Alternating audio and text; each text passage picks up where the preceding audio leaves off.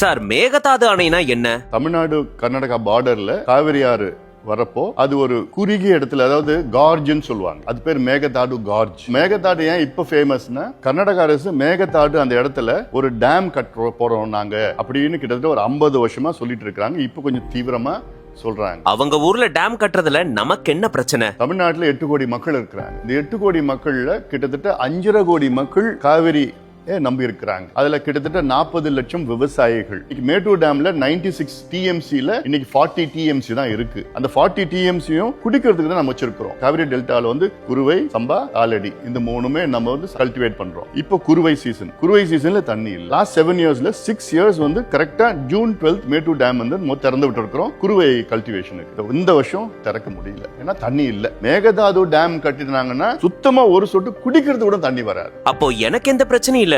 எனக்கு என்ன பிரச்சனை, எனக்கு என்ன பாதிப்பு? நீங்க கோயம்புத்தூர்ல இருக்கலாம், கன்னியாகுமரியில இருக்கலாம், பாண்டிச்சேரியில இருக்கலாம், எங்க வேணா இருக்கலாம், சென்னையில கூட இருக்கலாம். இயற்கை கொடுத்த மிகப்பெரிய வரம் என்பது காவிரி டெல்டா. ஆயிரம் ஆண்டுகள் நமக்கு இதற்கு முன்பு உணவு அளித்தது. இனி ஆயிரம் ஆண்டுகள் நம் வருங்கால சந்ததியினருக்கு அந்த மண் உணவளிக்க வேண்டும். இப்போ அதுல திடீர்னு ஒரு டேம் கட்டணும்னா உங்களுக்கு உணவு கிடைக்காது, ஃபுட் செக்யூரிட்டி பிரச்சனை வரும். அது இல்லாம குடிநீர் இல்லாம இருக்க முடியாது. சென்னையில குடிநீர் பிரச்சனைனா காவேரி, மதுரையில குடிநீர் பிரச்சனைனா காவேரி, சேலம், திருச்சி, டெல்டா எல்லா இடத்துலயும் காவிரியை நம்பி தான் நம்ம இருக்கிறோம். அது இல்லாம இப்போ யூஎன்ல climate change, global warming, super El Nino effect எல்லாம் சொல்லிட்டு இருக்காங்க. This year is going to be one of the warmest years and we are going to have a severe water shortage. இந்த காவிரினால மிகப்பெரிய அளவுல நமக்கு பாதிப்பு இருக்கு. குறிப்பா இளைஞர்கள் நீங்க பாதிக்கப்படுவீங்க.